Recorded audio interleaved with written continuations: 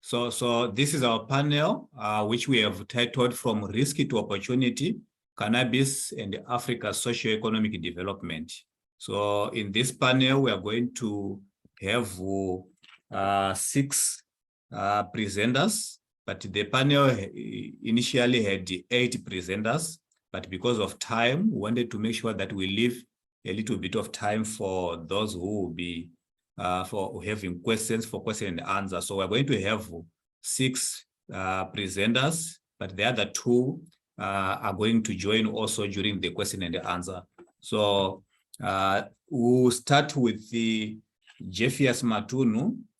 I hope he has managed to join. Jeffias Matunu, and then followed by Kelly Fortune, then Genot, Andrew, New Career, and then Prudence Africa. And then we'll have question and answer. Is Jeffias in? I can't see him. I'll just see if anyone else is. Okay, so I think let's start with Kelly, and then I'll try to conduct Jeffias in the meantime. Kelly, are you fine with starting? So yes, Genot, all good. Thanks, Clemens. Genot, you can fly to Kelly's presentation. Okay, Kelly, just tell me when you want to change the slides, and I'll try my best to get this done. So I'm sharing your slides now. Thank you so much. All right. Good afternoon from Cape Town, South Africa, everyone. I'm Kelly Fortune, and I'll be sharing just some of the touch points from my research titled The Pot of Gold at the End of the Rainbow, Subsistence Cannabis Cultivation in a Changing Legislative Context in South Africa. And so in line with the theme of the panel, I will aim to showcase the perceived risk that legalization holds for rural farmers, along with the possible opportunities it may bring. Research argues why the rural farmers are vital to include in the legalization debate, strengthening the human and humanity, placing the person at the center to inform as well as influence the evolving landscape of cannabis in South Africa, thus opening up opportunities to minimize the risk of arrest, or how legalization should be an opportunity for farmers to operate in the industry without fear. And by virtue of my research, I attempted to garner and understand the rural farmers' views, needs, and concerns, and further open up a small window of opportunity to relay the voices of the seemingly voiceless. Next slide, please. So the presentation outline will really just look at sketching the context, the research approach, findings as the themes emerging, as well as the conclusion, and ending off with where to from here in terms of Africa and cannabis and the contemporary debate. Next slide, please. So in terms of the context, what we know is that cannabis cultivation occurs at large scale in Africa and South Africa. I just want to check that everyone can still hear me, because I just got a notice to say my network is a bit unstable. All good? You can still hear me? Great, thank you. So yes, as I was reflecting, cannabis cultivation occurs at large scale. It's predominantly in the eastern parts and some northern parts of South Africa, where one finds South Africa's poor farming population. And the Eastern Cape in itself has a rich history. Aspects of land tenure, gender disparity come to the fore, but I won't go into that today. What we know is that cannabis farming sustains livelihoods in the Eastern Cape. What we also know is that there is an estimated 900,000 cannabis farmers and 350,000 traditional healers that grow cannabis in South Africa. And so the cannabis legalization debate, whilst it's gaining traction in South Africa, it is seemingly doing so unholistically, because the rural farmers are seemingly excluded, as well as the people-plant relationship here. And so we know that the cannabis legalization debate is complex, controversial, and has a rich history. The exclusion of the rural farmers provided the impetus for this research to garner their views on legalization, their continued production of cannabis if legal, and by virtue highlight the people-plant relationship here. Next slide, please. And so the research approach employed on this journey was one that was qualitative in nature, following the ethnographic paradigm. Methods employed included the interview and participant observation to a lesser extent. Data was gathered and analyzed thematically, and for verification of findings, triangulation was incorporated to combine, compare, and contrast. And so the Ponderland region was chosen as the research site specifically, as limited research has been conducted in this region, honing in on cannabis farmers and their views on the cannabis law as well as legalization. Ethical considerations were imperative on the research journey. And then by way of sketching the conceptual framework, aspects of voicelessness and silencing were unpacked as an attempt to explain why and how these may surface for the farmers when observing the cannabis legalization debate. And so the argument in exploring the social phenomenon was the fact that the rural farmers' experiences and needs are a function of what they prioritize, shaping as well as influencing their views, and that without their voices, the debate and support that legalization requires is impaired, where their pot of gold at the end of the rainbow may continue to be a dream, despite the promises of an almost 30-year-old democracy in South Africa. Next slide, please. And so this is just a visual depiction or illustration more so to showcase the research journey and to highlight the role of gatekeepers and key informants that assisted facilitating the process of access and locating research participants, as well as the process of engagement. On the next slide, you'll see a picture of myself crossing a river. And this river needed to be crossed to access one of the research villages. There was no other way that this village could be accessed. The next picture also just shows some of the beautiful landscape in the Eastern Cape, and also we'll see some animals grazing on the riverbank. The next picture, next slide and next slide, thank you, also shows the bucket by which I refer to in depth in my thesis, where cannabis is processed in a sense. And then the picture to my left shows some cannabis growing, but we also see maize growing, where the assumption is, and almost observation is, that maize was often used to somewhat camouflage the cannabis grown for obvious reasons. The last picture is just another picture to showcase the village that was visited. So importantly, next slide, please. The findings of research, what was found? And so in terms of livelihoods, I found that agrarian activity significantly contributes to the livelihoods and economic growth for the research community. I also found that traditional roles are very much still at play in the community, and tradition is a core value upheld in this community. Farming cannabis or ganja, or insangu, as it is referred to, is a generational practice. Research participants shared that they've been farming and selling cannabis since the 70s.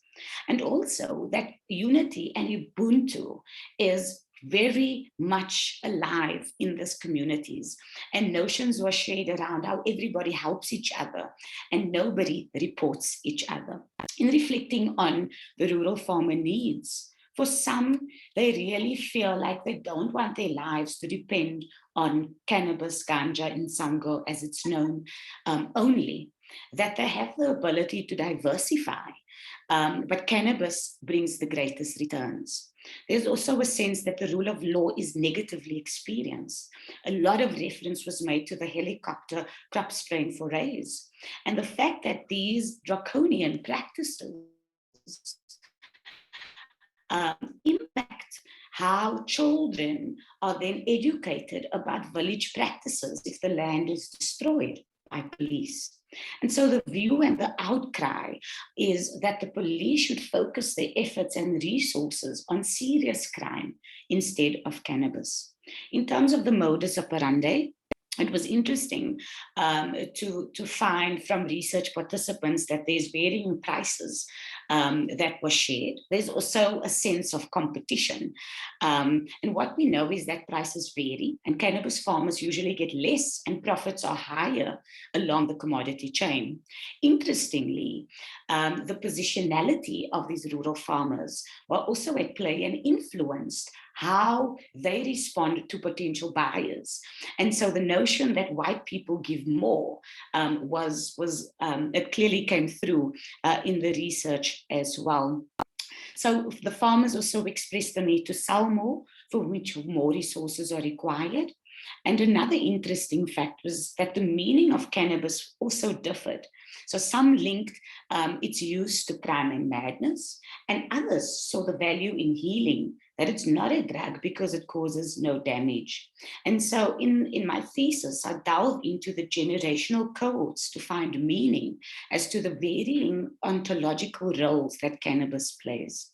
And so coming to cannabis legalization, there was a lot of uncertainty around pro and against legalization. So there were definitely those who were for and against. Those who were against saw the less profits being made, and those who were for saw more opportunity. But aspects such as lead capture and being outcompeted came to the fore. And so uncertainty arguably came through as a product of the ambiguous role that cannabis plays. The uncertainty then is not necessarily because they don't understand the law and the proposed changes, but they are uncertain because they know what the law could mean for them, recognizing that the economic sustainability of cannabis cultivation is buoyed by its illegality, and that legal regulation will most likely cause the price they can charge for it to drastically decrease. Next slide, please. And so coming to a close in just showcasing these results or findings more so, two central themes emerged from research data, pointing out the tension that exists between two freedoms, political and economic, as well as between tradition and modernity to a degree. And so the concepts that are also covered include contested illegality, that refers to or showcases how the social and cultural norms arguably diverge from legal rules. So in the research community, we found that cannabis operations continue despite its illegality. And so farming cannabis is not seen as a crime, but it is a necessary strategy to address inequality, transforming the socioeconomic conditions that prevail here. The influence of the South African context is also an important consideration in terms of the history, apartheid, culture, and tradition. I also reflect on the conflicts between customary and constitutional law, where, for example, the traditional Khoisan leadership bill grants power to traditional leaders to make decisions about communal land, allowing 1 minute, Kelly. Thank you, to enter into agreement with companies, for example. So I will just go to my conclusion. In conclusion, cannabis cultivation has become more than simple a livelihood activity. And so we see that if legalization threatens livelihoods and economic development, support for legalization will be tainted. Continued exclusion of the rural farming community will maintain inequality and marginalization. That tensions will fuel the continued production of cannabis in the illicit market. And that there is hope that greater awareness from government is ignited to recognize the people-cannabis relationship here. And that the rural farmers' voices must be amplified, truly listened to and heard to enable effective, informed, holistic, and sustainable cannabis legalization. And that inclusion in a strong political will see, or may see, the pot of gold at the end of the rainbow being more than just a dream. So if I still have about 30 seconds, just in terms of where to from here, future research is to expand this research to determine the scale and the scope, the social, the health, and related harms. And then just to highlight some of the policy implications is that policy and practice, as well as resources, should enable empowerment. It's not a one-size-fits-all, and that policy should be tailored to the needs of different categories of farmers, and that policy plans and considers controls to yield the maximum benefits. And ultimately, that these farmers that remain largely silent is included, so that there is impact to those who will be most affected by legalization. Thank you. Thank you so much, Kelly. I ask that if anyone has got questions, we just jot them down and then you provide a space for asking questions. At this stage, let me ask Genot to do his presentation on Nigeria. Thank you very much, Clemens. And thanks, Kelly. I wish I could leave your slides on because they're very, very nice. So, and I don't have any, but I think I'll stop anyway, otherwise I get some technical issues. So thanks a lot for everyone for coming. My name is Gernot. I had a project on cannabis in Africa that looks at cannabis in 4 different countries that Clemens and Neil and Simon are part of, and Kelly as well. And sort of what I wanted to talk about very briefly is not really the project, but the Nigeria aspect of it. And I have to say this is in the very, very early stages because I've just come back from the first part of fieldwork, the first sort of preliminary trip. So everything is still sort of a bit of a mess in my head. So excuse me for not being so well structured or not having thought through many of those things as I should. So the other countries that we look at are Zimbabwe, South Africa, and Kenya. And in Nigeria, what I've done up till now is archival research, basically, in state archives mostly, or sort of national archives, and I've done interviews, or we have done interviews with cannabis farmers, so-called cannabis farmers. I'm trying to sort of challenge this idea of cannabis farmer a bit in as part of the presentation. And I looked specifically, or we looked specifically at southwestern Nigeria, what is has been called the cocoa belt, traditionally an area where cocoa is the main subsistence, the main crop that is produced, basically. And I really just want to talk about 3 things, 3 points. One is about sort of thinking a bit about the difference of Nigeria and the other countries that we look at. Just some preliminary observations, a little bit about the diversity of cannabis farming or cultivation, sort of this idea of the cannabis farmer. And then finally, think a bit about this idea of compensation crop. Cannabis as a compensation crop. In the literature, cannabis has also often been seen as the sort of the crop that compensates for other crops like cocoa or tea or coffee, for example. And so I want to think about that a bit.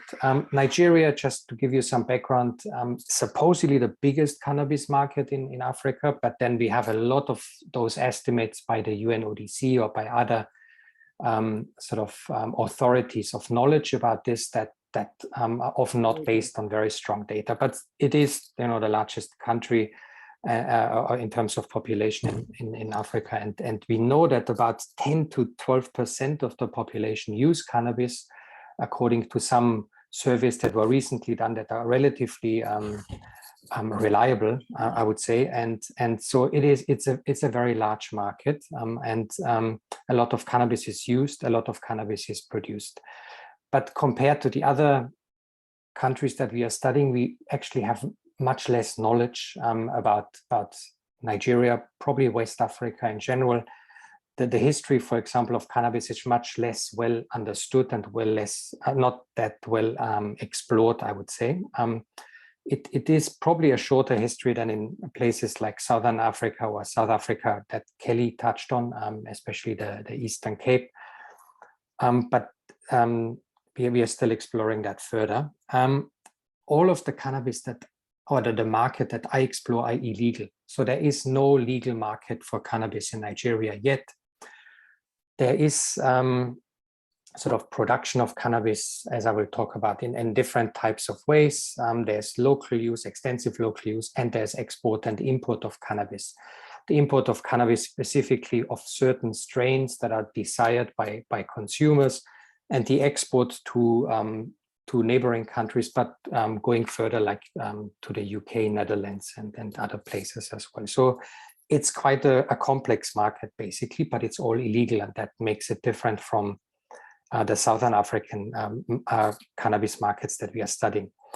In terms of a debate, Nigeria is slightly different as well, because there isn't really a big cannabis liberalization debate. There was a small discussion initiated by NGOs and also sort of with some support by international bodies in 2021, but it was a very short-lived sort of debate. It was started by politicians in the areas where a lot of cannabis is already grown, that are sort of have a history of cannabis growing, sort of southwestern Nigerian states. But when I interviewed the sort of law enforcers, they sort of prided themselves of sort of silencing this debate or muting it in 2021. And this year, because we are getting close to the elections, and that I think is quite interesting compared to the Kenyan case, actually there's very little talk about cannabis because it's not seen as a vote a winner for people. So it's seen as quite controversial. So these politicians that last year talked about cannabis liberalization are very quiet about it this year, didn't really want to engage with me either about that. So that's the difference. I think some of the differences to the other countries. The people I've talked to essentially are very diverse, or that we have talked to. They might be called cannabis farmers, and we have different sort of writings about them already. I mean, and I think there's a real, based on the fieldwork I've done, a real sense of diversity in that sector, and I think that's to some degree, in spite of the illicitness or the illegal nature of the sector, or maybe because of the illegal nature as well to some degree. But a lot of what we have now in terms of writing about it sort of portrays them as very simple. You know, either it's all plantations or it's all sort of done on a very small scale, not a very small scale anyway.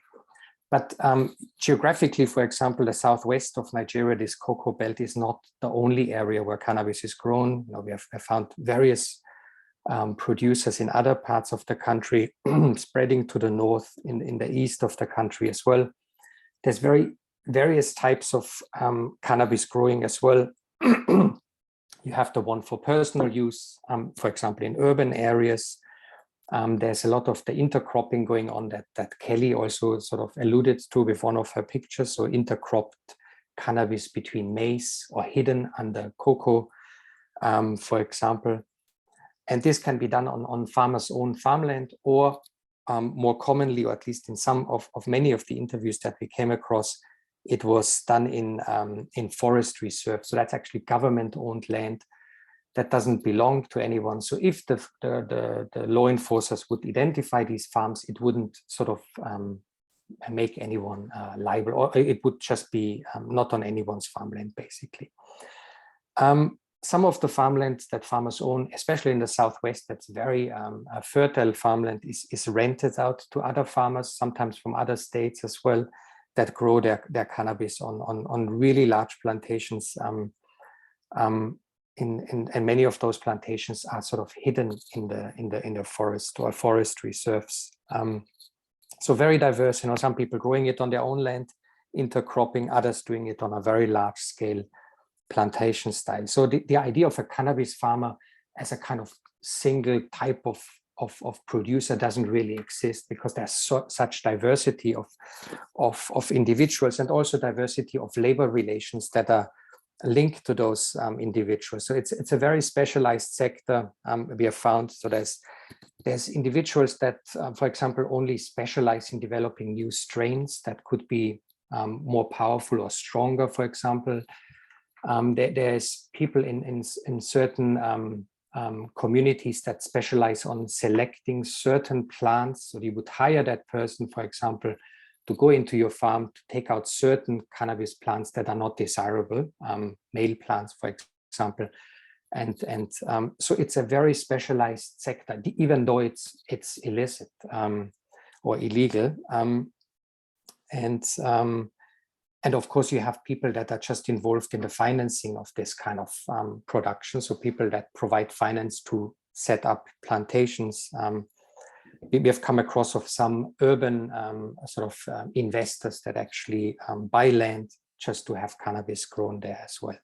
3 minutes. Okay, thanks. And there's a lot of different labor relationships here as well involved. Some people are, because it's still illicit, it still has to be hidden, because the government puts a lot of pressure or tries to sort of eradicate, as they call it, or destroy farmland. So people draw on their family labor, for example, on community labor, which is very common with other crops in southwestern Nigeria as well, or they hire people from urban centers who are then working on those cannabis farms for 2-3 months to tend the crops and then leave after they have finished. So there's diverse types of cannabis cultivation going on, and also labor relations that are related. And then the final thing about this compensation crop, I think from what I've said already now, or maybe not so much, I mean, it's clear that compensation is not the only reason or the only explanation, I think, why people are involved in cannabis farming. It does to some degree hold true that some cocoa farmers and cassava farmers we have talked to, for example, have started to switch into cannabis because cocoa just didn't pay anymore, or cocoa and cassava just didn't get enough state support, actually. Cannabis doesn't get any either, obviously, but it's a much easier crop to grow. So people have switched and compensated for the losses from cocoa and gone into cannabis since the 1980s and 90s, partly because of structural adjustment or the shifts in the cannabis in the rural economy. But many are also growing it on the sideline of other crops, and many others have actually done cannabis for generations. So some of the very, very established farmers, some of them that were actually in favor of legalizing it because they saw themselves as having a very big advantage in the market because they had been doing it since the 1950s and 60s. Sort of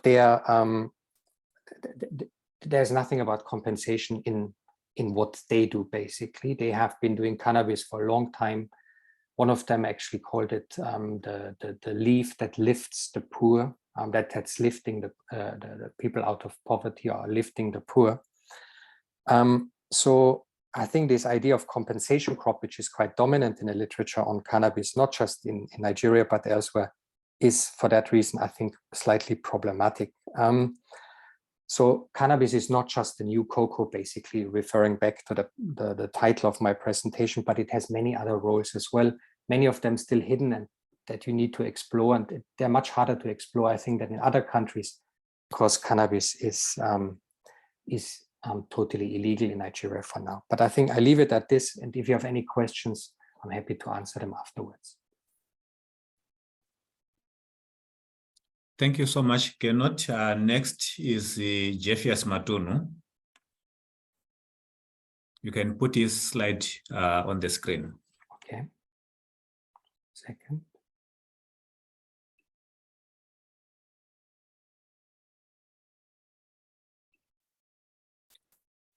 And Jeffias, you can unmute yourself.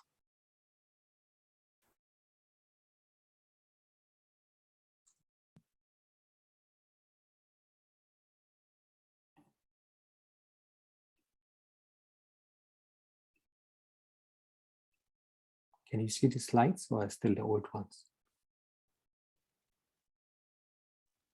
I only see, I think it's going to be coming saying you're starting to share your screen. Okay. But Jeffias, can you hear me?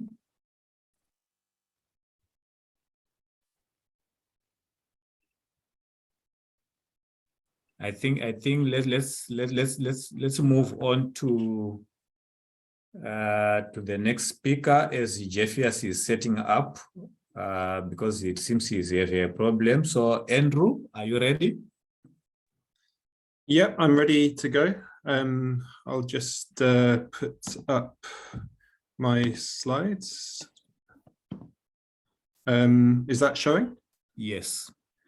Okay, and is it 10 or 15 minutes that I have? 10 minutes. Okay, all right. Well, I'm going to be talking today about a different part of the cannabis industry in South Africa, kind of in contrast to Kelly, that I'm looking at the large-scale formal legal industry, and this is a spin-off from some consultancy work I'd been doing around the National Cannabis Master Plan in South Africa, and still work in progress. So the context for this, there's been kind of widespread legalization of medical cannabis around the world over recent years. It continues to grow. There's expected to be 6.5 million medical cannabis patients by 2025, up from 4.5 million at the moment. And what this is doing is creating the conditions for the emergence of a global value chain, a formal legal global value chain for medical cannabis, because you're allowed, unlike other types of cannabis, you're allowed to trade this across borders, subject to some quite strict rules. Europe is emerging as the main end market for this. It's expected to grow very quickly, European demand, over the next few years. And the chart on the right-hand side shows the projections for that. So medical cannabis is consumed either as dry flowers, and that's the major part of the market now, but also as various forms of cannabis extracts in the form of like oils for vaping and things, but also more complex manufactured pharmaceutical products. What this growing demand in Europe is doing is creating the conditions for to facilitate the growth of emerging supplier nations. So places with favorable agroecological conditions for growing cannabis, factor cost advantages, etc., to supply these kind of large growing markets in Europe where there are supply constraints. It's harder to grow cannabis.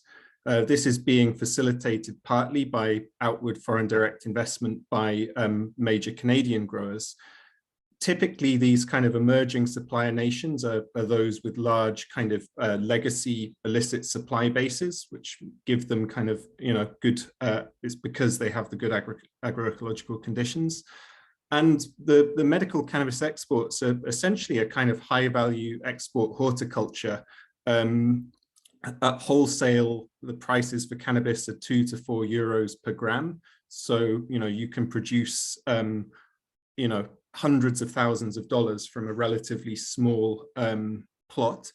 And at retail, it's going for, anywhere between 10 euros and 30 euros per gram. It's very labor intensive. There's, a couple of dozen jobs per hectare under cultivation typically, but also it's very technology and input intensive as well. It has strong backward linkages, and this makes it, these things combined make it a very kind of attractive agro development opportunity, which lots of countries, including South Africa, are trying to capitalize upon. So South Africa created a licensing system for medical cannabis cultivation a few years ago. There's been about 55 licenses granted to date.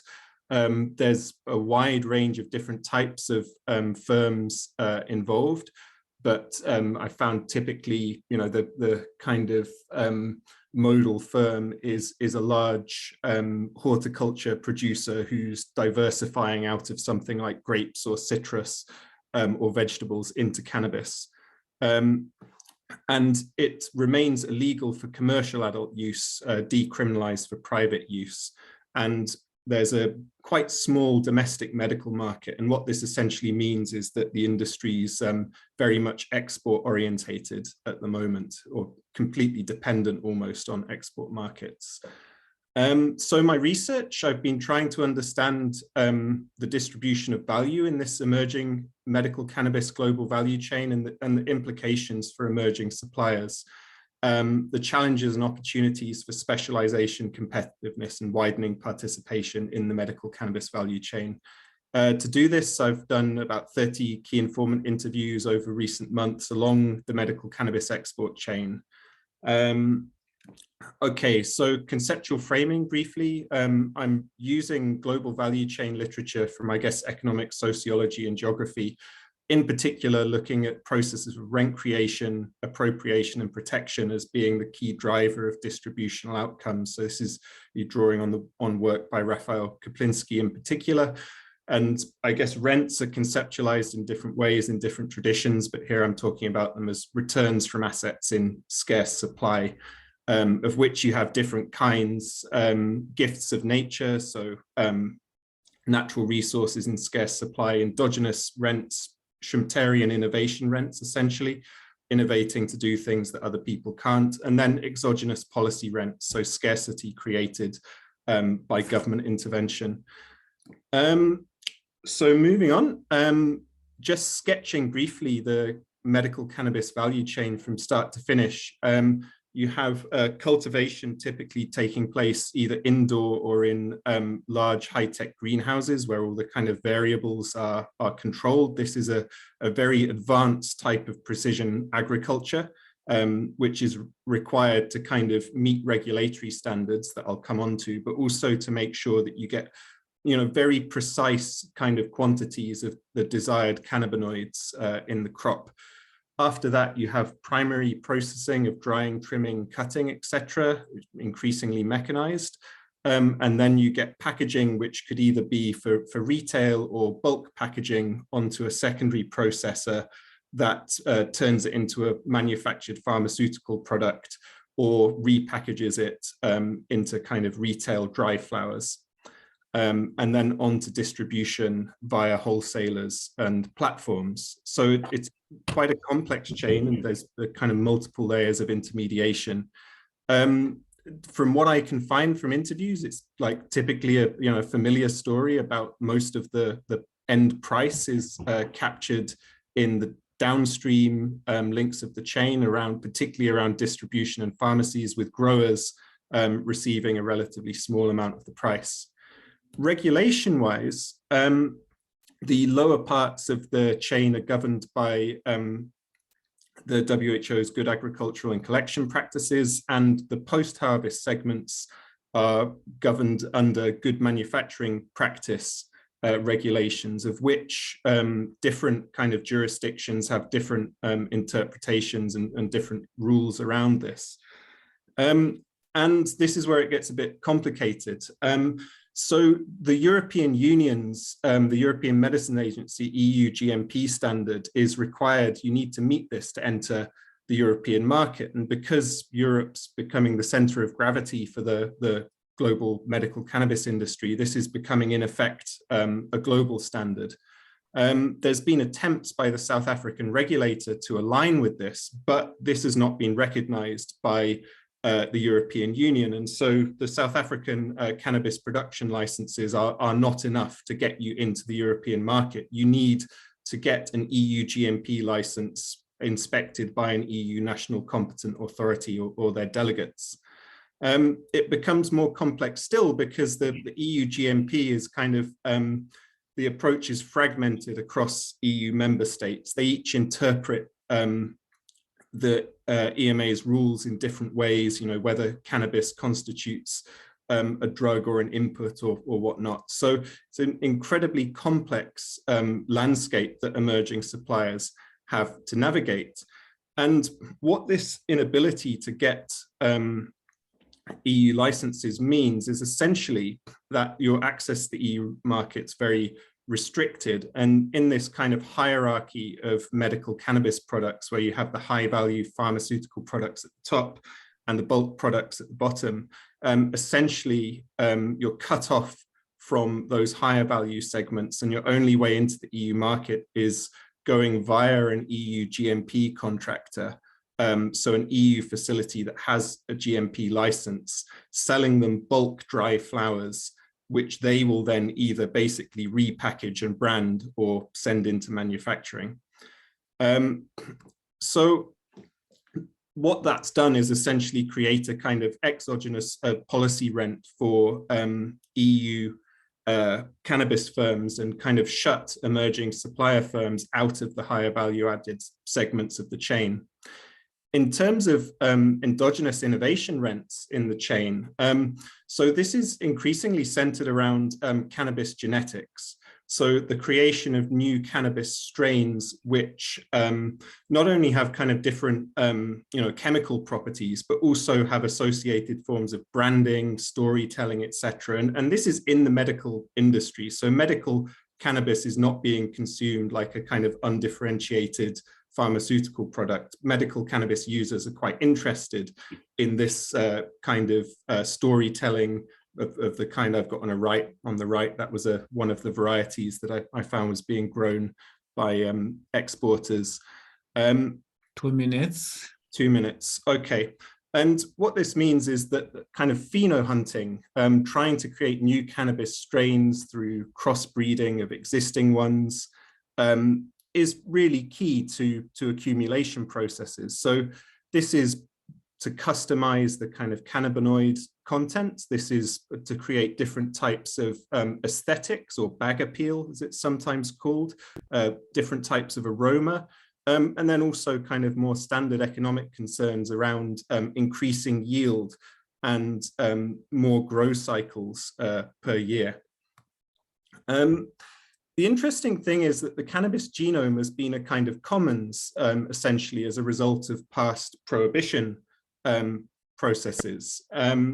So there's now essentially, as cannabis is coming out of the kind of shadows into legalization, there's an enclosure process underway. There's a lot of patenting activity going on, as kind of illustrated by the chart on the right. And different jurisdictions have got different approaches to this, but in South Africa currently it's not possible to obtain breeders' rights for varieties. Alongside the patenting the genome, there's also the opportunities for the extraction of what Fisher calls surplus symbolic value from different cannabis strains. Within this, kind of indigenous landrace strains of the kind which are prevalent among smaller traditional growers, these potentially represent quite a large untapped intangible asset, and these have been actually tapped in the past. Durban Poison, an indigenous strain which has become a famous brand, is also used as an heirloom strain to create lots of the other varieties on the medical cannabis market that have become very popular.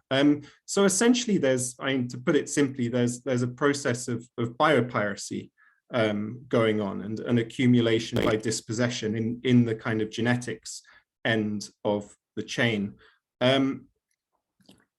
I'll just conclude quickly as I'm out of time. But yeah, to sum up, the way the medical cannabis value chain is being regulated creates a policy rent for EU contract manufacturers and is restricting opportunities for emerging suppliers. Future innovation rents, endogenous rents, are likely to center on genetics, and we're kind of already seeing dynamics around there. For South African suppliers and for other emerging supplier nations, I think there's a need to build domestic market growth to offset the challenges and risks of export markets, and a need for forms of intellectual property protection and geographic indicators to protect traditional indigenous cannabis varieties from the risks of biopiracy. And there's another set of issues around the fact that the licensing regimes in place are too strict and onerous to enable participation by traditional growers and small enterprises. which means that essentially if the industry is going to be inclusive and not just for quite large scale agribusiness, then there's going to need to be tiered licensing systems to enable participation. All right, I'll leave it at that. Thank you so much, Andrew. Thank you for such an insightful presentation that adds to all that we have heard earlier on. Next in line, it's Jeffias Matunu. Thank you very much. Thank you. I guess you can hear me now. Can you Yes. confirm? Thank you. Thank you very much. My title is Mbanje or Marijuana Economy in Zimbabwe. And the background of this discussion is that we are living in a kind of economy that is struggling at the moment, particularly in the rural areas and even the urban areas. And we are saying there's a lot of opportunity for the country to move forward as it moves towards its vision 2030 by exploiting the Mbanje economy and making sure that it is liberalized in order for everyone who wants to participate in it to benefit from it. Without wasting time, my name is Jeffias Matunu, and my presentation is structured in this manner. First of all, I'm going to introduce it, then look at the politics in the Mbanje cannabis sector, then the way forward in conclusion. By way of introducing my presentation, colleagues, you need to understand the situation in Zimbabwe at the moment. And here I've got a brief where I'm saying extreme poverty in Zimbabwe grew between 2011 and 2020. And you need to understand that by 2021, there was a slight decline simply because we had good rates. And you also want to know that international poverty rate was 22% in 2011 and estimated to be 41% in 2021 and 40% in 2020, simply because of the climatic conditions and the difficulties in getting the economy connected in the global economy in a formal way. And apparently the country is pushing forward for Vision 2030, which aims to move the economy to an upper middle income status. Whether that is going to be achieved depends on quite a number of things that must be put in place. And I'm of the opinion that exploiting the Mbanje or marijuana economy fruitfully will be able to give people an opportunity to drift towards what government desires us to achieve.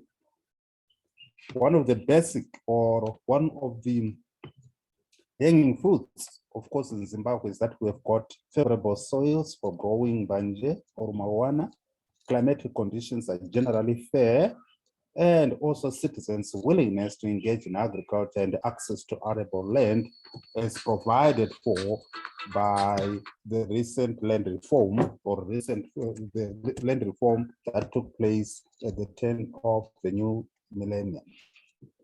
In terms of contribution of in terms of disaggregation of our farmers in the country, I need to inform you that 61% of the farmers in Zimbabwe are smallholder producers who are surviving on peasant agriculture. But the unfortunate thing is productivity is very low simply because most of them are using archaic farming technology. For instance, the hoe as a tool is still basic in the rural areas. And if you know from your biblical times, you'll remember that the hoe has been used even during the time of Jesus Christ. And it is high time we move away from this kind of technology. In other words, I'm talking of modernization of agriculture itself, but not agriculture in its general sense. In this kind of a discussion here, we are looking at how the generality of the people or smallholder farmers, particularly the 61% that I have referred to, can be incorporated into the Mbanje or marijuana sector, which is emerging, as has been indicated by my colleagues who have presented before me. In Zimbabwe, the situation is that this kind of agriculture is actually ring fenced, and very few people have got an opportunity to participate effectively as entrepreneurs in the Mbanje or marijuana economy, simply because of laws that prohibit it. And yet, Mbanje is less harmful to tobacco, which is generalized. In other words, in Zimbabwe, people are allowed to grow tobacco. But the cannabis sector is actually controlled. And yet the research seems to show that cannabis is better than taking tobacco because tobacco is more injurious to active and non-active smokers.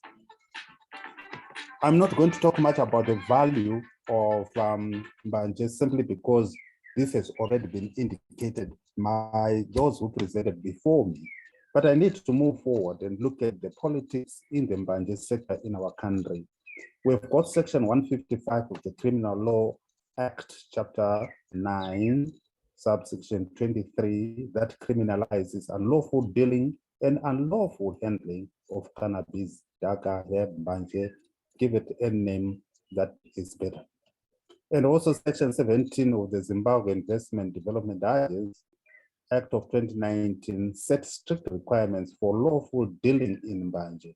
It actually excludes smallholder farmers who are in the rural areas, who constitute, as I said earlier, on 61% of the farmers who are found in Zimbabwe.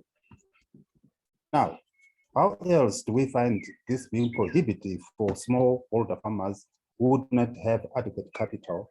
You realize that the kind of conditions that have been set by government for one to participate in this kind of agriculture are quite stringent. There is a limiting factor in terms of legal cannabis production to only medical and scientific purposes.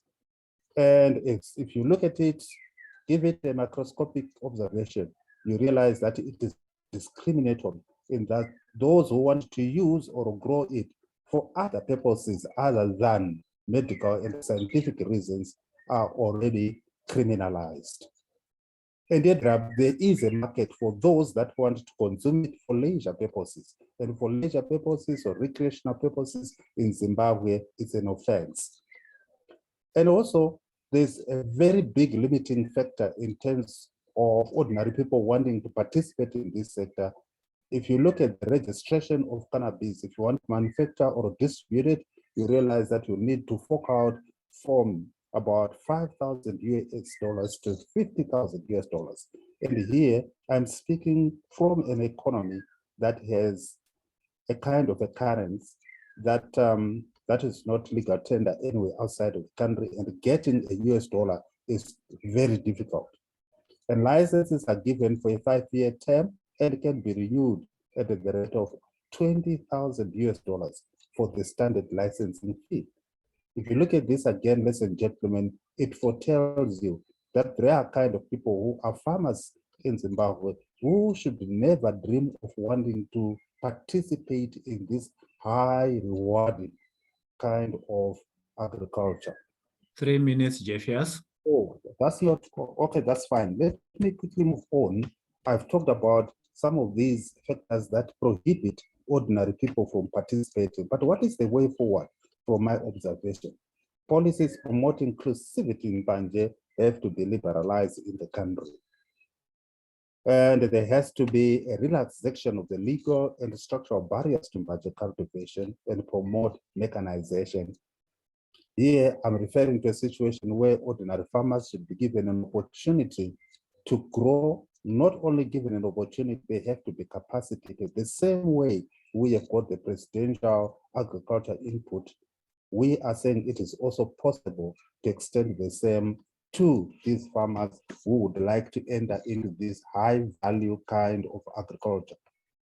And one of the way forward that has been suggested is to move agriculture principles from 8.0 to 9.0. 9.0 here pays special attention to growing, distribution, and handling of cannabis by smallholder producers. We have got our Education 5.0 that emphasizes research, innovation, industrialization, and commercialization of products. It is high time that there is a synergy between what is happening in the Agriculture 8.9 and Education 5.0, so as to beneficiate the local people who are struggling to make a living from agriculture and other means. Ladies and gentlemen, you may also want me to get quickly to my conclusion, given that I am time constrained, to say liberalization of the sector and capacitating Zimbabwe smallholder farmers will help Zimbabwe achieve Vision 2030. And thousands of jobs will be created the same way tobacco is doing. And rural industrialization will promote sustainable rural development and unemployment will be dealt with. The hanging fruits include arresting of rural-urban migration, which is synonymous or linked with urban decay, crime, process delivery, and many such other negativities that are associated with people moving en masse to urban areas to look for greener pastures. Ladies and gentlemen, with this, because of time constraints, I would like to thank you for giving me this opportunity to speak to you. Thank you so much, Jeffius. Next in line is New Career. New.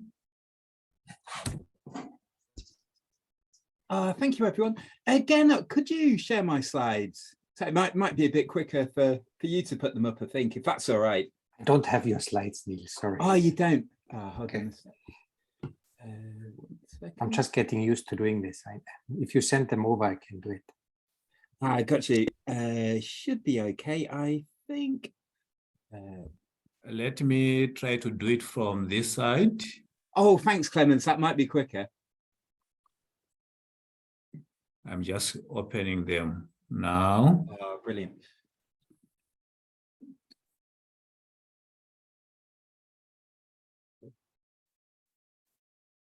Okay, just bear with me. I need to share my screen.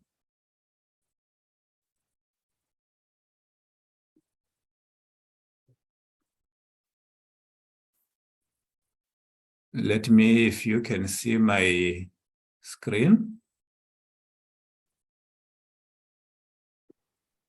If you go to the first slide there, Clemens, we can see it though. Okay. Is it this one? No, two back. Go back. That's it. That's the start. So, oh, shall I? I'll make a start then. Thanks. Thank you, Clemens, and thank you, everyone. And really, really great to hear those other papers. So what I'm going to talk about is turn the attention now to East Africa and Kenya, where I've been doing some work on as part of the wider Cannabis Africana project that Gernot and Clemens are involved with as well. And I've just come back as well, quite fresh from the field as Gernot and Clemens are as well. So just got back from Kenya a few weeks back, and have been working as well with a colleague, Gordon Amenya of Kenyatta University, who unfortunately can't join us today. But he's been doing a bit of research with me on the Kenyan dynamics of cannabis. So, and what's really interesting, I think, so what we're going to look at in this paper is really some of the dynamics of the cannabis trade use and policy in Kenya. And these are dynamics that really came to the fore in the recent Kenyan elections, which in some ways are still going on. Yeah, next slide, please, Clemens. And 2022, really, the elections just gone, I think, will go down as a key period of time for the cannabis debate in Kenya. And it's really thanks to an extraordinary campaign by the presidential candidate, George Wajakoya, who you can see in this on the slide here. And he was among 4 candidates for running for president and the leader of the Kenyan Roots Party. So he's someone who originates in Western Kenya and had a really intriguing career in law and academia behind him. But his campaign for presidency really garnered a lot of attention in the media, primarily because his party's key policy as part of his campaign for the presidency was the legalization of bangi. Bangi being the term that cannabis is most widely known as in Kenya. And Wajakoya was really playing on the hopes that a lot of people have around cannabis and its potential. You know, and he assured Kenyans that a policy change of legalizing cannabis would change Kenya forever through earning billions in export income, allowing Kenya to pay off its debts to China. This was something he very much focused on in the campaign.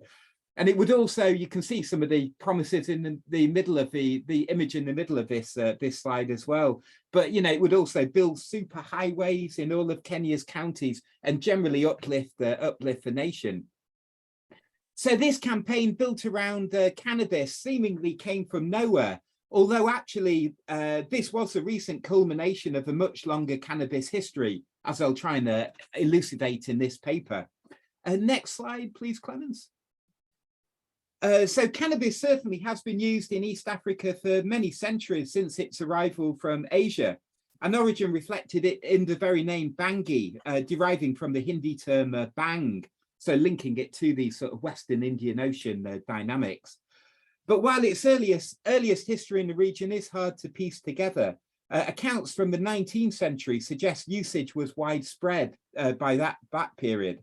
And indeed, in eastern Uganda and western Kenya, cannabis was much reported in sources we have from that period.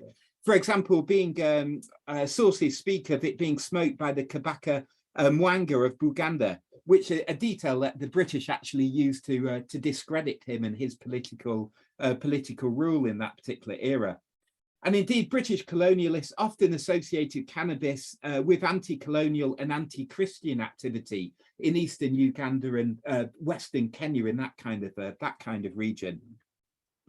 But its use was apparently very widespread among people such as the Luo and Luya, peoples of western Kenya. And elders there are still to this day really associated with the traditional smoking of cannabis in various types of pipes. But British suspicion of cannabis in places like Western Kenya and Eastern Uganda would combine early in the 20th century with the global anti-drug movements, leading colonial states in the region to prohibit it through various ordinances.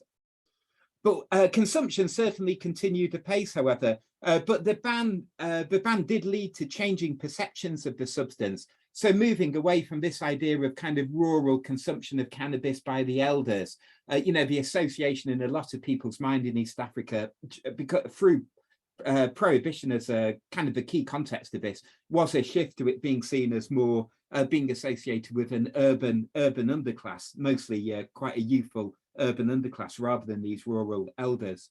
And next slide, please, Clemens. And cannabis prohibition certainly continued into the post-colonial period, and the harsh penalties are still on the books, certainly in Kenya, for anyone caught producing, trading, or consuming cannabis. And many are sentenced still under these laws. Kenya has a great resource actually of legal cases available online that you can search through, and lots of cases are still coming up, all related to consumption or trade or trafficking of cannabis.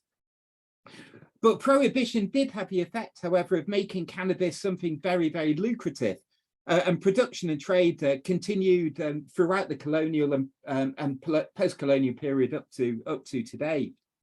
So my recent research trip alongside Gordon Amenya really showed us just how common its sale is in Western Kenya. So we did base most of our research for this recent field trip in Western Kenya, but both looking at urban settings, kind of like this suburb of Kisumu that you can see on the right of the picture, but also in some rural settings. But certainly cannabis is also very, very commonly traded in the rest of Kenya too. And such is its popularity that large quantities are today imported from Uganda and Tanzania, and also Ethiopia, which supplies a type of cannabis known in Kenya as shash, reflecting its origins in Shashamane, the town in Ethiopia where many Rastafarians were settled by Haile Selassie. But it's quite interesting. I think one thing we're looking at is these dynamics that in Kenya, it does seem to be principally an import market. So it is still grown in Kenya, but a lot of the market seems dominated by varieties coming from across the border, the Tanzania-Kenya border, the Uganda-Kenya border, and from the north, the Ethiopia-Kenyan border. So I think interesting dynamics that comparing in interesting ways to other case study countries there. So cannabis is fairly cheap in Kenya, with ready rolled sticks known as misokoto, going for around about 30 to 50 Kenyan shillings. so a ready-made cannabis cigarette, which is about 30 pence to about 50 pence.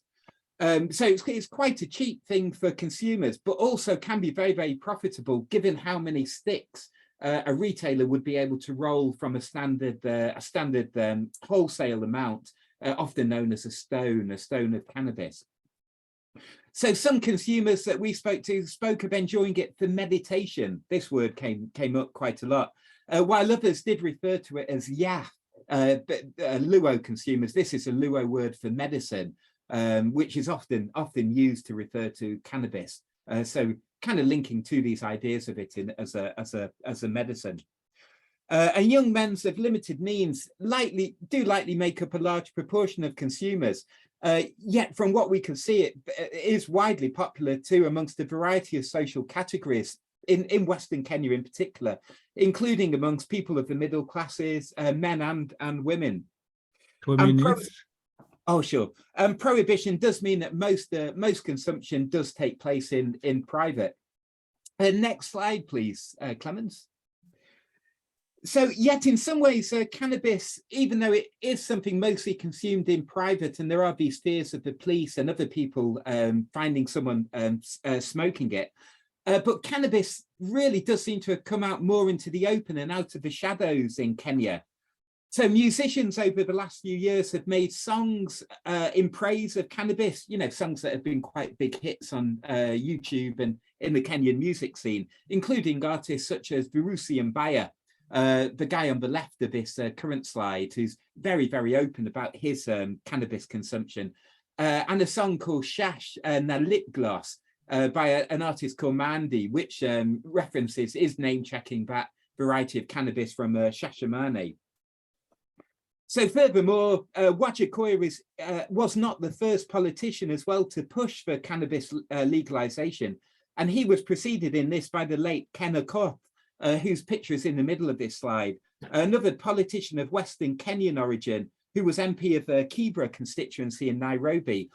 And a few years back, legalizing cannabis was even debated in the Kenyan Senate.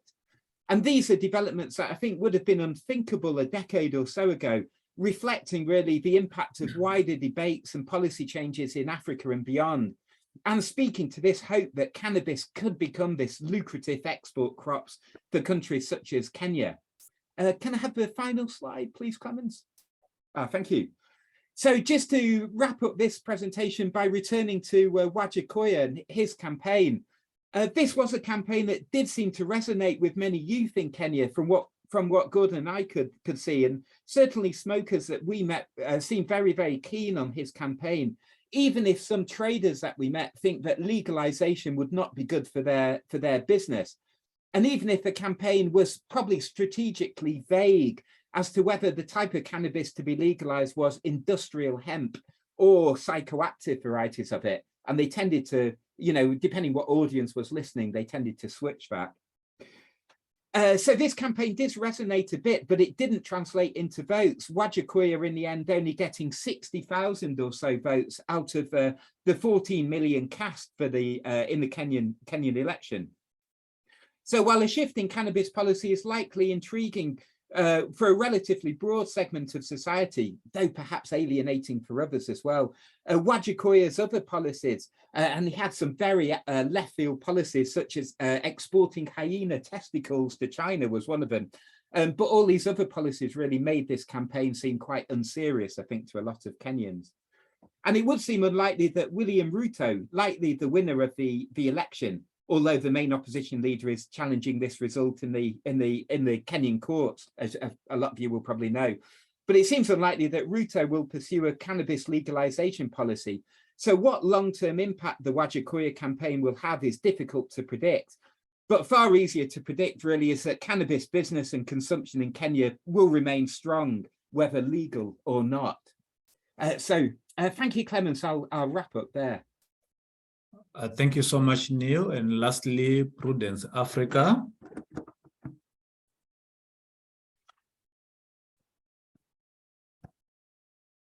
Unmute yourself. Oh, can I please have my slides put up, please? Okay, I'm putting them now. Okay. Okay, just a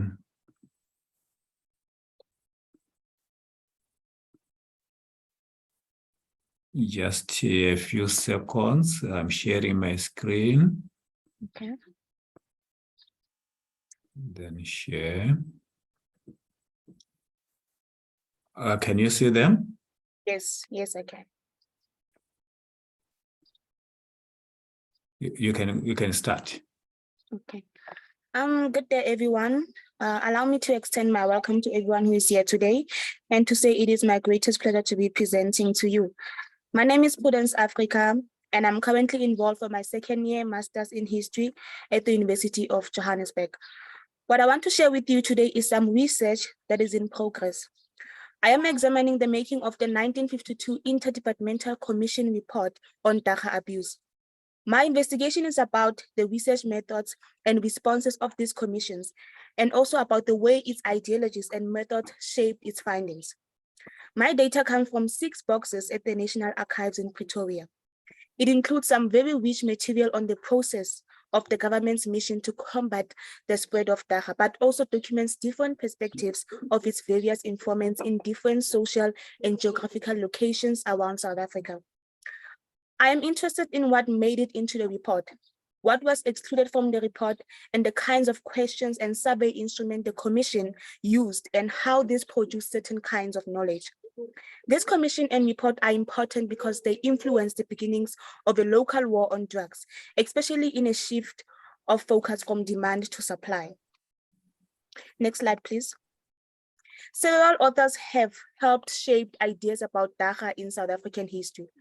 It was prohibited as a dangerous drug in the Customs and Excise Law in 1922, and then influencing international prohibitions through the League of Nations. The law was transferred to a Medical, Dental, and Pharmacy Act in 1928. General prohibitions did not yet have much influence in the African reserves or on wide agricultural lands.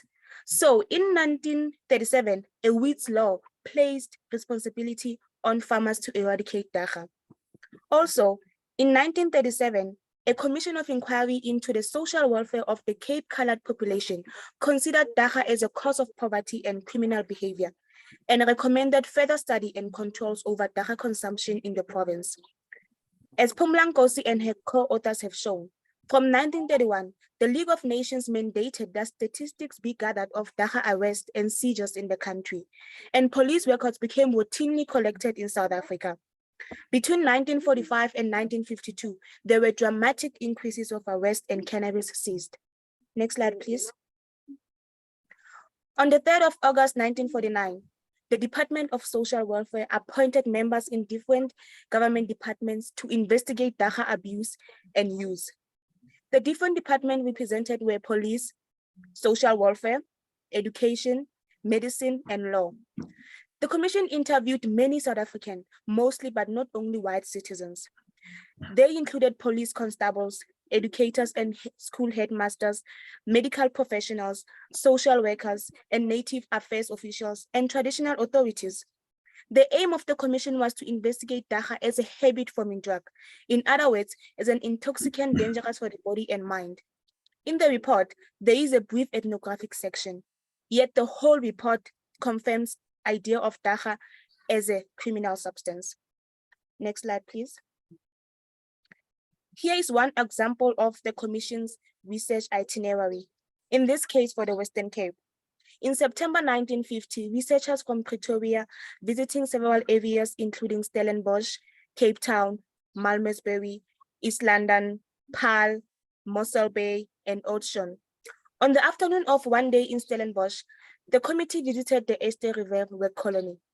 Work colonies were at that time a method for rehabilitating alcohol and drug-dependent individuals, almost exclusively for white people.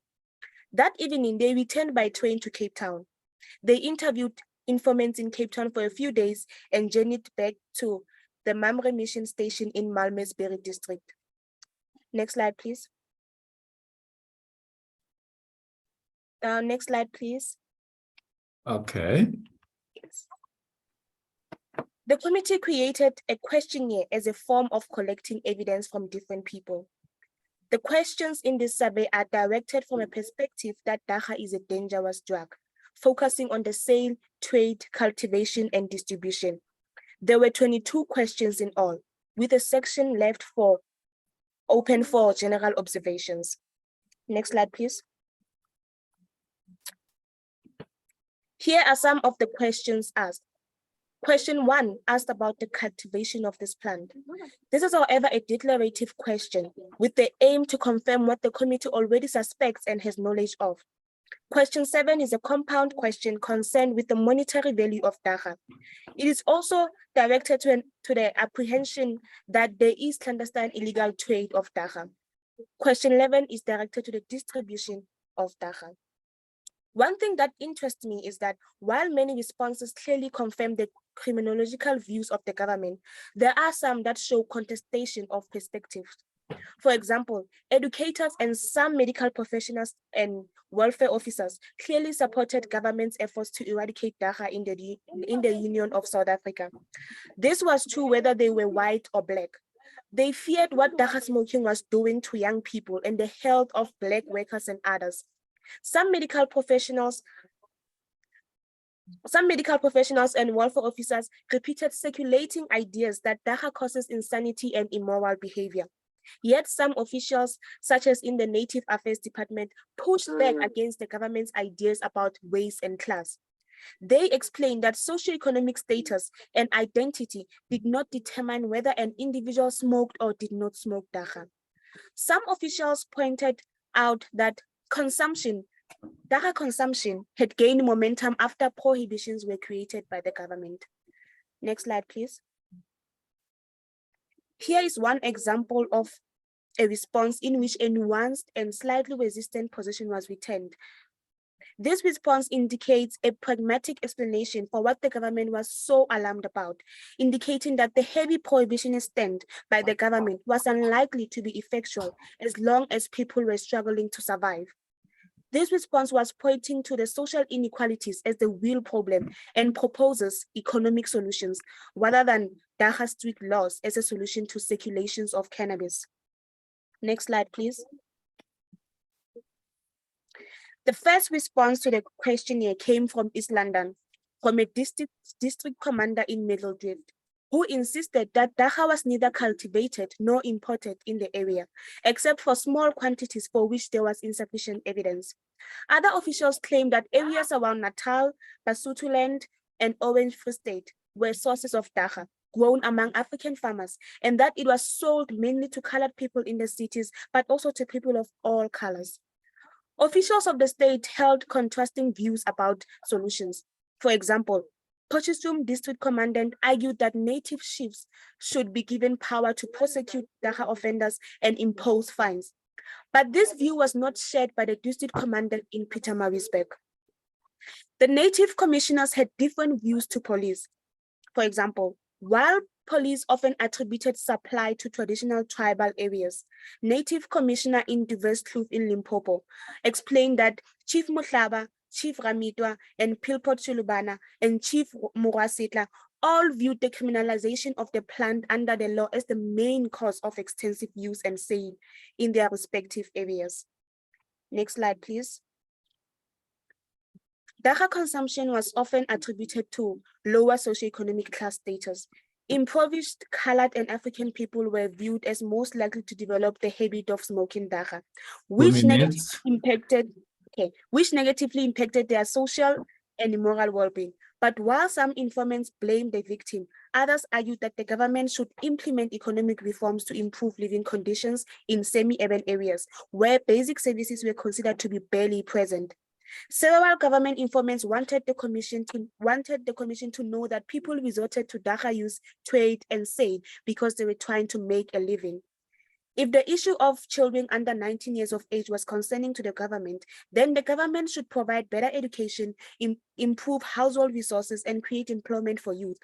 What this shows is that there were no specifically white views and no specifically Black views. Rather, the perspectives were heterogeneous. In some cases, white officials tasked with the well-being of Black South Africans used the opportunity provided by the survey to criticize other government policies and the neglect of Black welfare. Dagga was not the problem. Inequality and poverty were the problem. Next slide, please. A common response by those who thought Dagga was relatively harmless was to compare Dagga with alcohol.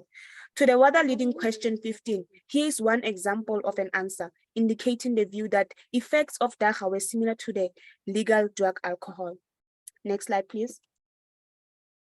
A response to question 1 from E.A. Godwin, conservator of forest in Umtata, was an interesting early indication of the beginnings of remote cultivation in the Transkei. He said, Dagga is grown clandestinely over most of the Transkei, particularly in the coastal district and up to 2,500 feet elevation. Dagga grew in suitable climates in river valleys and bushes. It did not require constant supervision because it could grow fruitful on its own. In this sense, cultivation depended on environment and the climate. Next slide, please. To conclude, what I'm finding as I work through the responses to the government questionnaire is that while many respondents, white and black, did express fear of growing Dagga evil in both trade and use, and therefore argued that the drug required further controls for the good of society. On the other hand, there were a surprising number of respondents, white and black, even among the police, who offered dissenting views about the hype around Dagga. Given the diversity of responses, it is notable, therefore, that while the report worked to showcase a variety of perspectives, there is little in the report that reflects this diverse representation. What the report indirectly implies is that government system disrupted the social structure and not Dagga consumption in the Union of South Africa.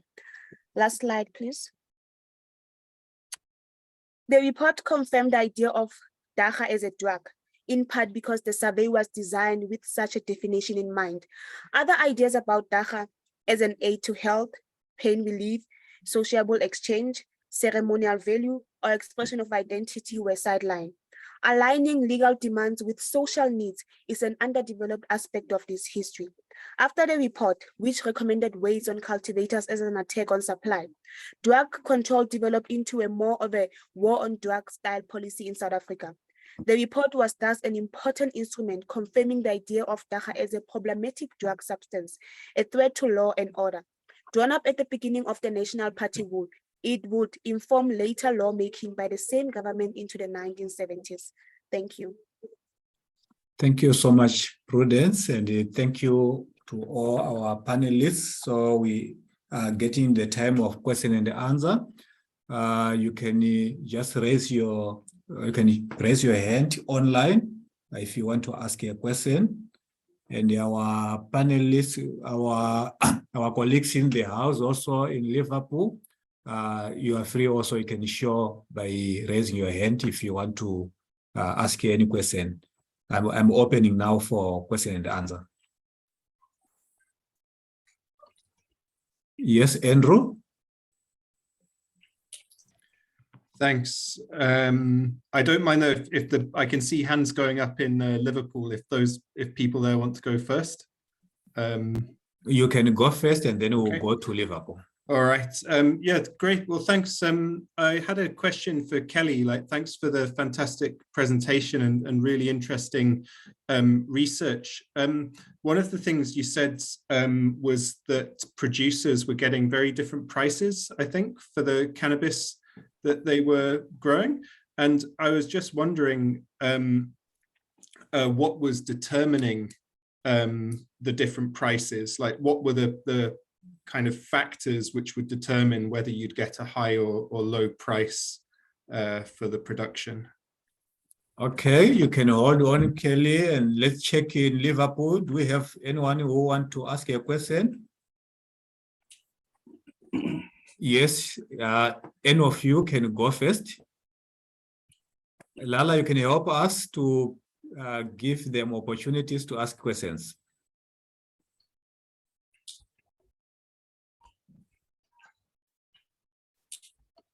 Okay, who would you like to start? Okay, go ahead.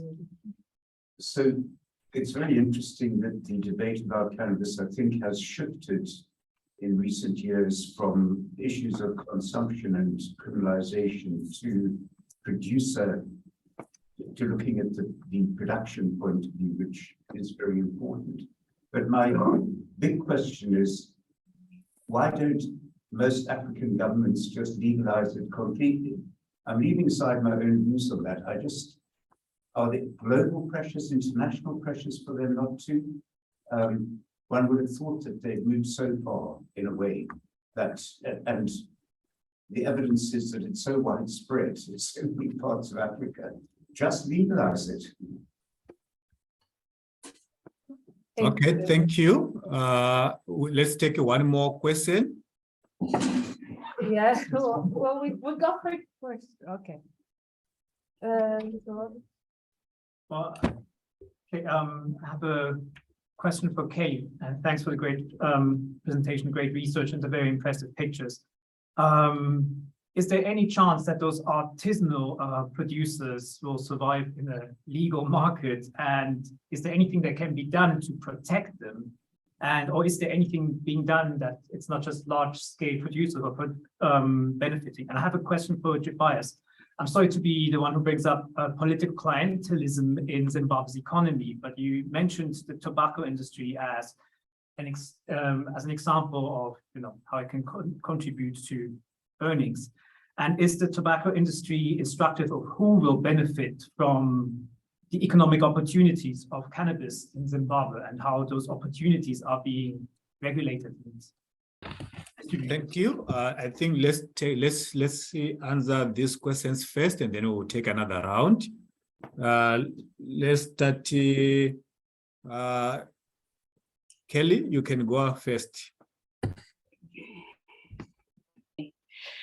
Thanks, Clemens, and thanks everyone for the presentations and the questions as well. So to go to Andrew first. So as I alluded to, there's a clear disparity between the responses that was found in terms of the income yielded from cannabis. And this may be attributed to the fear of disclosure and or competition that actually exists within the research community, leaving some asking lower prices to generate some income at least, but also in reflecting on KEP and Bloomer's research, this finding could also be seen to support earlier works of KEP and Bloomer, that indicates that values differ from one household to the next, which is also influenced by distance to tarred roads, which was apparent in research villages. As I mentioned, one village was closer to the other. Social differences, land tenure, and the impact of legislation. One participant, for example, reported that people aren't always honest on how much they make from ganja out of fear. And so also the whole positionality is another factor that emerged. So two participants, for example, reported that prices differ, depending on the buyer and where they are from. So it was stated that white people give more money. And this perception and narrated experience is arguably ingrained in history, economics, politics, and identity. So I hope that covers you, Andrew. Can I tackle the next question that was posed to me as well, please, Clemens? Yes. Okay, and maybe just to touch on the other question around why doesn't South Africa just legalize, and I'll obviously also give it to the rest of the esteemed colleagues in the room, but I do know that there's also a call for the international conventions that South Africa has been prescribed to also be reviewed and reformed. So hopefully, and there seems to be some headway being made in that regard, but hopefully that would also nudge some shifts that we want to see. And then in terms of the other question posed around the artisanal producers, will they survive? Sure, I guess that is where the debate really is at, right? And can anything be done? And yes, it is through research and engagement with the voices. And that's really what my research has tried to elevate, is the importance of including these rural farmers to be key role players in the development or reforms of cannabis legalization in South Africa. And so there's a number of developments that have emerged. For example, the Cannabis for Private Purposes Bill, where there was an opportunity given for public comment, but even that was seemingly limited in that rural farmers never really had sufficient opportunity to share their views and their voice. And so there is definitely room for more consultative process to allow for these voices to come through.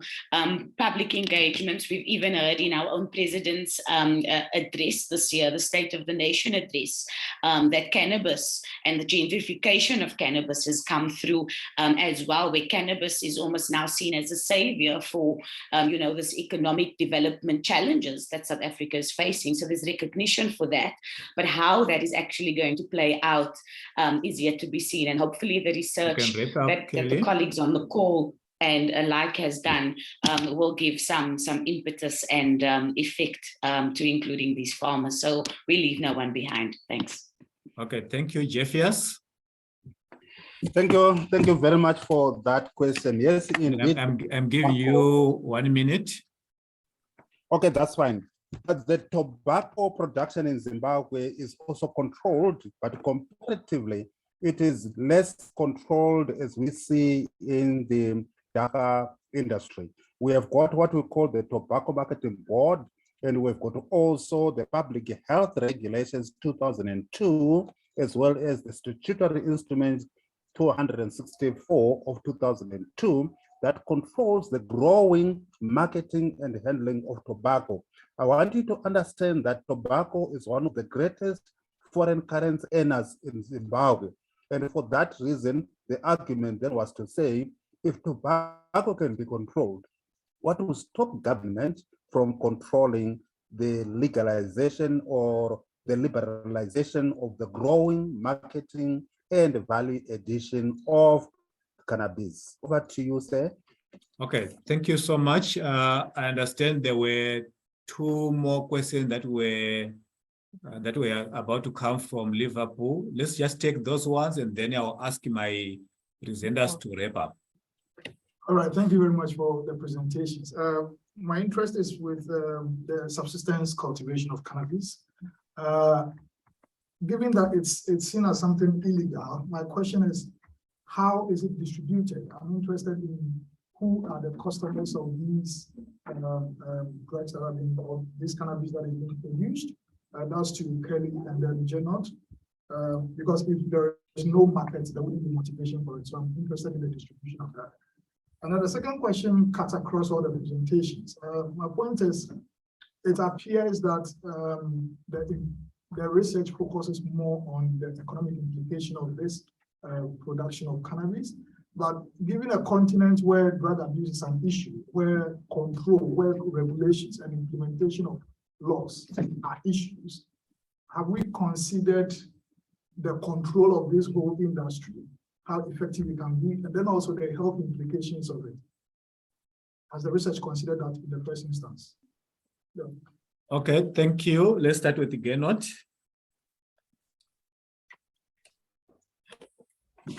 Thank you very much. So just to answer the last question about subsistence cultivation, how it's distributed onwards, it actually in many ways it follows the legal distribution channels. So from the farm to some middleman into towns where cannabis is consumed. The thing that's different is obviously that how you interact with the state. So the state actors have to be settled. Some of them that are well organized, they do that in advance. They sort of pay off checkpoints and things like that. And in towns, transporters sell to wholesalers. There's usually 1 or 2 steps of wholesalers before it gets to the retail and to the consumer. So Not too different from the legal one, just that you have to deal with law enforcement in a very careful way, at least. And you have to do the production in a quite hidden way as well, because you have to protect, I think, yourself. I think that was the question for me. Is that right? Yeah. Okay. Thank you, Neil. And Andrew and Prudence, do you have any comments? One of the key questions that was asked was whether these smallholders can survive the legal market, and also why not legalize completely. Just see in your concluding comments. We want to close now. Oh, shall I come in, Clemens? Is that? Yes, Neil. Yeah. I'll just say it's nice to see William there through Zoom again. Last time I saw William was through Zoom before as well. But just in terms of Kenya, I think the campaign around Wajackoya and his presidential bid did bring up quite a lot of the difficulties that this campaign for legalizing cannabis might have in a country like Kenya. And it was seen that often the way it was billed in the media was more about being Wajackoya and the voices against him being the church and Islam as well. The idea that these what were seen as more conservative forces in Kenya were kind of, holding this back. And in a way, I think you can see that, this sort of campaign does meet quite a bit of resistance. Just the fact that in the campaign, Wajackoya and other people in his party really did have this two-pronged approach. On the one hand, there's some audiences saying that it's industrial hemp, for industry and fabric that they were pushing, whereas for other audiences they were more playing up, the recreational psychoactive forms of it. But I think in that campaign themselves, they could tell that they needed to, that within Kenyan society there was quite a bit of resistance still to it. All right, thank you, Neil. Prudence, any comments? Okay, I think people in the rural areas can survive if cannabis is legalized, only if strict laws are not imposed to them, because it goes without saying that cannabis consumption is more of a problem in urban areas rather than in the rural areas. Thank you. All right, thank you, Andrew. Sure. I guess I'll speak to the medical chain. I think it's incredibly difficult for small producers to participate in that. And then I think in general, the kind of expectations of there being this enormous export market, which will have this transformative impact, are very overblown, just simply because of the size of it, and because there's so many other nations around the world, including Latin America, pouring in on this. Been a huge crash in wholesale prices already. I think really the only opportunity I could see for the kind of smaller artisanal producers is in the kind of adult use or recreational market. But I think even then, what legalization would do is bring large scale commercial farmers into that industry.